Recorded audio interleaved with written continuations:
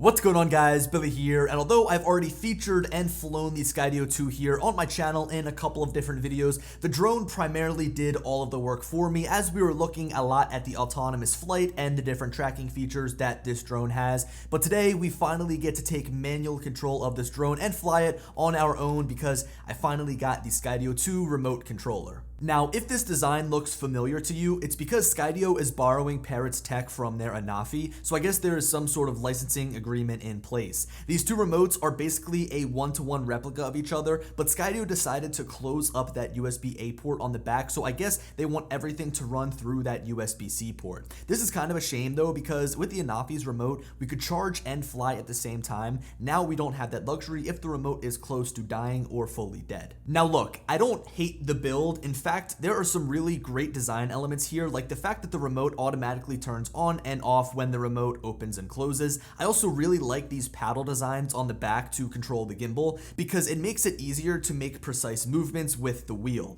Other than that though, the whole entire thing feels a little bit cheap. The sticks are short and don't feel very precise. I don't know, I really wish that Skydio would have made their own controller because their hardware on the drone is incredible, but I understand that they built this drone to be primarily autonomous. Now, even though I haven't yet flown this drone, I've already run into a couple of things that I believe could be issues down the line, one of which is when this drone allows you to fly and when it doesn't allow you to fly. So it limits when the drone can take off, and I'm not talking like DJI with their geozones, but instead it's things that are much smaller. So for example, if you don't have an SD card inserted in the drone, you can't fly.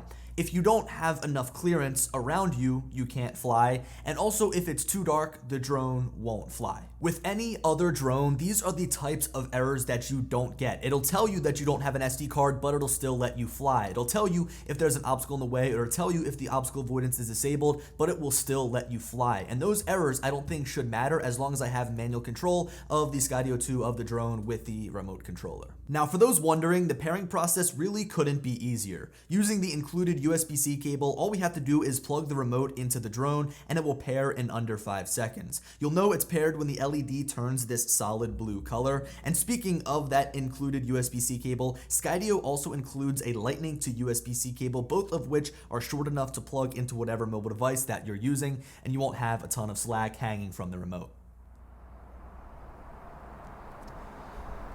Yo, I am so glad that we did that intro inside because it is blistering cold today. Okay, so there's a couple things I want to mention before we can finally get this drone into the air. First of all, I've got the iPhone 11 Pro Max inside of the phone holder, and I don't think that I could fit a bigger phone than this inside of here. So I know there's a lot of people that say, well, can my phone fit? I don't have every single phone to see if it'll fit inside of the phone holder here, but if you want to look up the dimensions of the iPhone 11 Pro Max, take a look at the dimensions of your phone, and then you can determine what phone is going to fit inside of here. A tablet won't fit. You can't use an iPad mini. But if you get the tablet extender, you can do that. The good thing is, because they're sharing Parrot's design, you can look up Parrot Anafi remote accessories, and they will work with the Skydio 2 remote controller. So there's a quick tip for you. Okay, I can't wait anymore. Let's finally fly this drone. So it's starting the Skydio autonomy engine.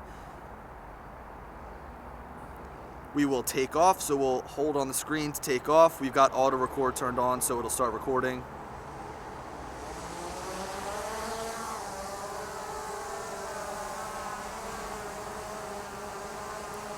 All right, so let's push this thing out here.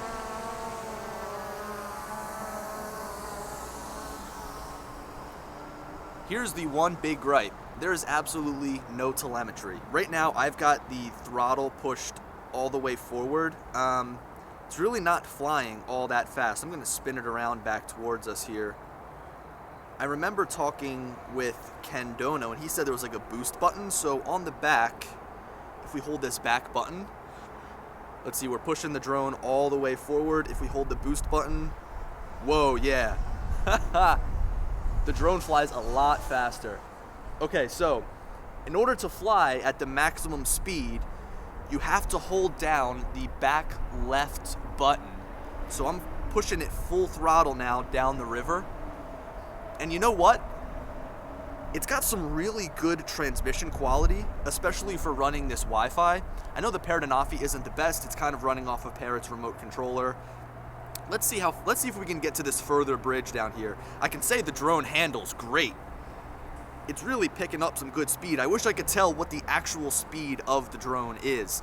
It kind of sucks you've got to hold this back button down the entire time to get the full speed of this drone. I wish maybe you could just toggle it down. That's the one thing that's a real bummer, is this app is very stripped down. There's not much to change. All right, so the video signal is really starting to break up now. I'm gonna try to increase my altitude just to get a better line of sight here. All right, so that's pretty good. Getting all the way down to this bridge, we'll pitch the gimbal downwards. I'm trying to hold like 3 buttons at once here. All right, so let's stop here. I really just don't want to take it any further. This is not a range test video. In fact, look, it's already starting to break up here now. Actually, the remote controller totally disconnected. Connection lost. Skydio 2 is returning to the launch point. Check map for the location. So right now, the remote controller is blinking orange. So I'm guessing that the drone is going to fly back to me, right? Now, I did a range test with the Mavic Mini, and I went down this river. So I'm going to put up like a text on the screen, or I guess the distance on the screen that bridge is away, so we get an understanding of how far the drone flew away before it lost connection. It still says weak connection right now, and it's not coming back. At least I don't think so. So it said that it was returning to the home point. It still says weak connection here on my remote controller. On my first flight, it just doesn't seem like it's all that reliable.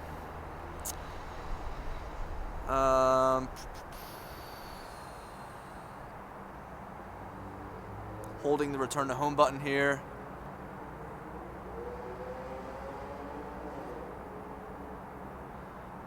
You see, with DJI's drones, you just know that it's coming back when you lose connection. But with the Skydio 2,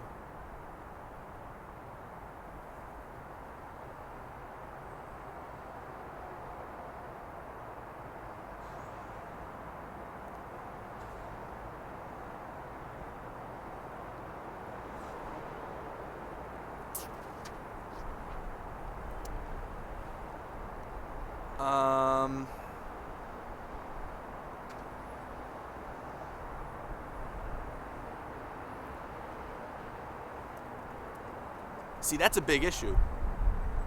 I hear it. Yep, there it is. Okay. You guys. Okay. Connection regained. Skydio 2 is returning to the launch point. Now it's saying high winds. All right, so the battery's at 73%. All right, so I'm gonna cancel flying to, I guess it says waypoint up there. Yeah, waypoint. All right, we're gonna cancel that action. The drone comes to a hover. Yo.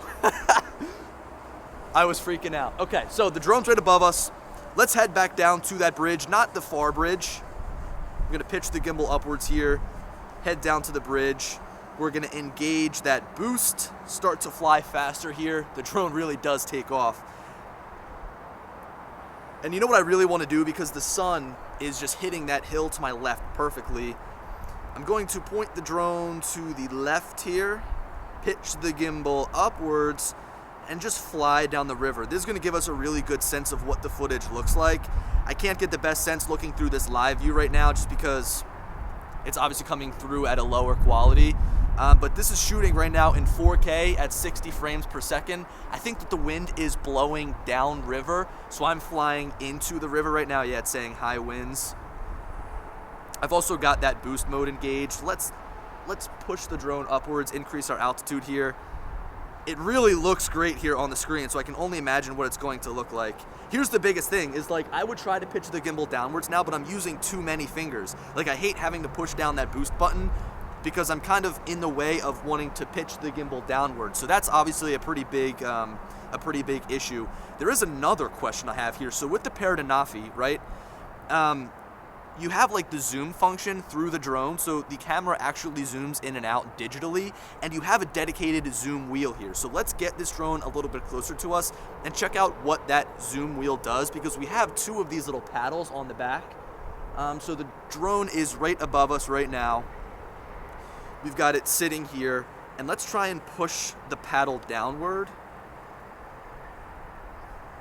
So it looks like downward is actually making the drone fly forward.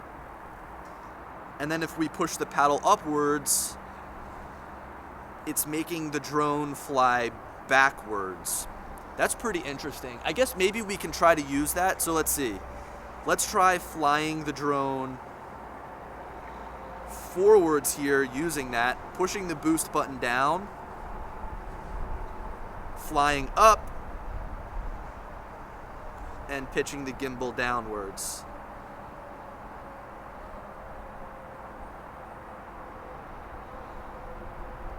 I don't know. I guess it's okay.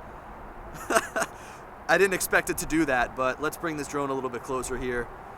I love the way that the light is hitting that that hill over there. Let's go over down towards these trains, fly a little bit here. Again, you see, this drone doesn't seem to be descending all that fast, and I wish I had the telemetry data in order to tell me. The gimbal just twitched there. I wish I had that telemetry data that would tell me how fast that I'm descending here. Gimbal is twitching a little bit. So let's fly down these trains. Also, another thing is I can't even tell how high that I'm flying. That's an issue. I'm going to fly nice and slow. So the controller's alright. I know that I was kind of blasting it in the beginning for being a little bit too cheap. It is small, it is cheap. It's nothing like what DJI makes with their remote controllers. I feel like their remotes are just kind of second to none. You know what, the light is not really in our favor here with these trains. If the sun was more over there towards the left, we'd be getting some really good light on the trains. I guess the thing that I'm really most interested in is this hill over here, just because of how that light is hitting it. So let's lower our altitude here. We'll pitch the gimbal upwards. We'll hold down that boost button and just start flying forwards. Damn, the drone is flying pretty quick though. And the gimbal is twitching around quite a bit. I do wonder what that top speed is. I wish that I could see. I wish it was showing me the telemetry data. Another thing I want to do is try to fly this drone into a wall and see what it does with that remote controller. These sticks feel kind of crappy too. Like the sticks, when I'm moving the drone around, I can't get precise movements. Like if I'm pushing the stick all the way forward, it's hard to spin that stick down and around, if that makes sense. So if I've got the stick pushed all the way forward and I'm trying to spin it around, it kind of feels like it gets stuck here. Kind of a bummer. All right, let's try to hit something. Let's see how this drone's autonomy engine and the camera's sensors work. So let's try and fly. We'll go towards the front of this parking garage over here, and then we'll kind of try to fly into it just so that we don't have this big shadow. The boost mode really does allow you to fly this drone pretty quickly. Pretty enthusiastically, I would say. Alright, so there I am up on top of the parking garage. We're going to lower our altitude down just a little bit, and we're just going to fly full throttle straight towards us.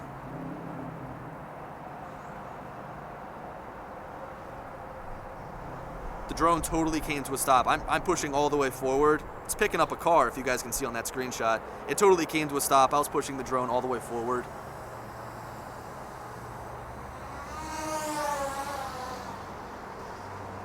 This thing does have some pretty good pickup. Let's try to get a nice orbit around this water tower here. Here's the thing, I might experience a good amount of breakup because now the drone is behind me and we lost signal again. Connection lost, Skydio 2 is returning to the launch point. Check the map for the location. Let's actually look at that map and see what it looks like. So it shows where the last known location of the drone was. It shows where I'm at. It shows that video feed down there in the bottom right corner. It says that the drone is returning. weak connection. I'm feeling a little bit better about this one just because it came back earlier. There it is. It's coming back right now.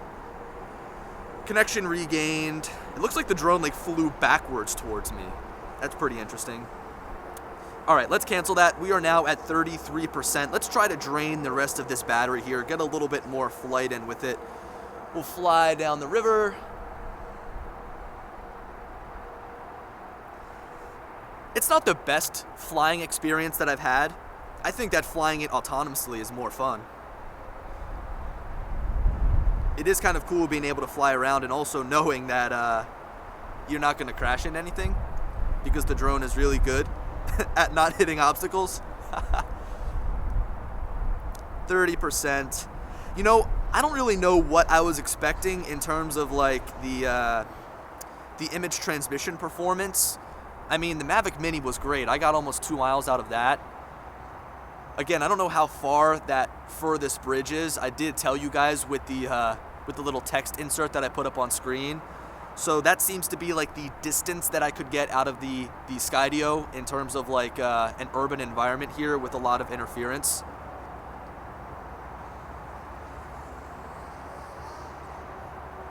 It's pretty nimble, I do have to say. And yeah, I mean, we're at 18% now. We started with about 96% battery. The battery life isn't incredible. It's nothing to write home about. I mean, coming from the Mavic Mini, you know, the Mavic Mini is great. Let's land this guy. My hands are freezing right now. Actually, I do just want to share with you guys something, so I'll show you guys through this screen recording here as the drone hovers there. If we tap on this settings icon and we tap on the controller, so settings, controller, we can see the remote controller battery life, so 99% here. We can see the gimbal sensitivity, so let's see, if we bump this all the way up to 100%, okay, yeah, the gimbal pitches up and down a lot faster. I liked that on 10%. 10%, maybe 20% would be better. We'll set this to 20% for now. That seems pretty good. And the flight sensitivity, oh wow, look at this. We can change the roll, the pitch, the yaw, the throttle. Oh, so that's default, but we can go to custom and actually change those. Okay, cool. So that is definitely going to be for another flight. Actually, why not? Let's change something. Let's try just bumping all of this up to 100% and see what it does, okay? So there was 25, 25, 25, and then it was 85. Now we're at 100 across the board.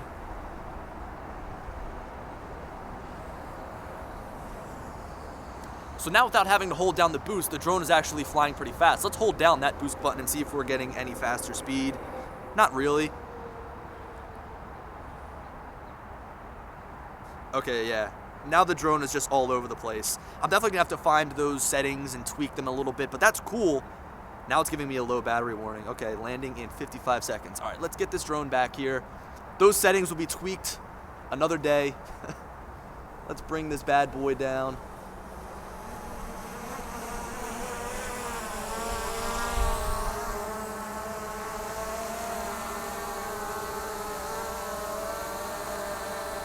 It's not landing. Hold to land.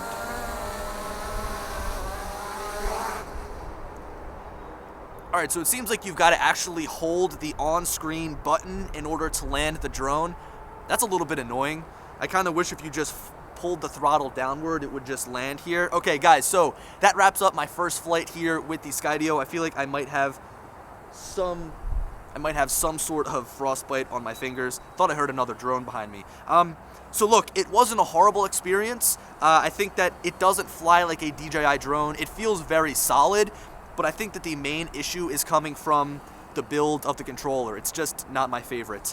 Yeah, so guys, this is the first of many videos. I'm really looking forward to bringing this to a place that has some better scenery. I know that here it's kind of standard, nothing cool, but I'm looking to fly around some of my standard areas like the Philadelphia Art Museum, Boathouse Row, and the Ben Franklin Bridge to get some awesome footage for you guys. Anyway, I hope you enjoyed, and as always, I'll talk to you later. Peace.